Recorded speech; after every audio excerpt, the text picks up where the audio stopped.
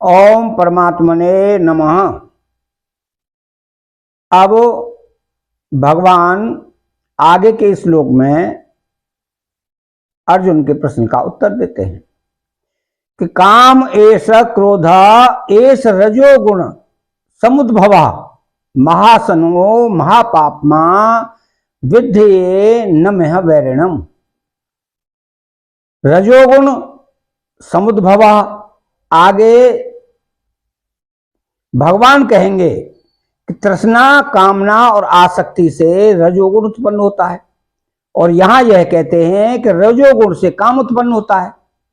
इससे यह समझना चाहिए कि राग से काम उत्पन्न होता है और काम से राग बढ़ता है। तात्पर्य यह है कि सांसारिक पदार्थों को सुखदायी मानने से राग उत्पन्न होता है, जिससे अंतःकरण में उनका महत्व दृढ़ हो जाता है।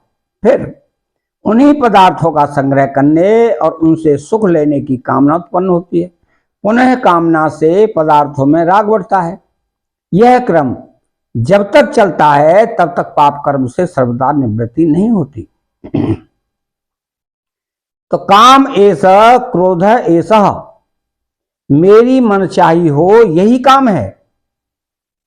उत्पत्ति, विनाशील जड़ पदार्थों के संग्रह की इच्छा, संयोग जन्य सुख की इच्छा, सुख की आसक्ति, ये सब काम के ही रूप हैं। काम, पाप कर्म कहीं तो काम के वशीभूत होकर और कहीं क्रोध के वशीभूत होकर किया गया दिखता है।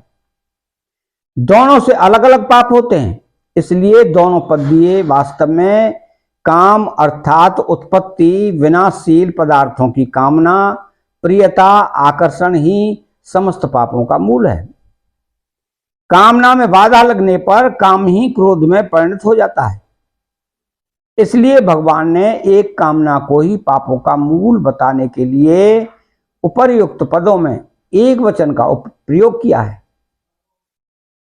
कामना की पूर्ति होने पर लोभ उत्पन्न होता है, और कामना में बाधा पहुंचने पर, बाधा पहुंचाने वाले पर क्रोध उत्पन्न होता है।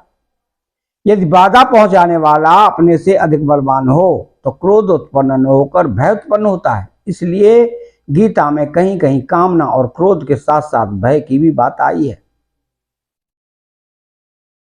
अतः चैनल को सब्सक्राइब करें, बेल आइकन घंटी को दबाएं और कमेंट बॉक्स में जय कृष्णा लिखें। जय श्री कृष्ण।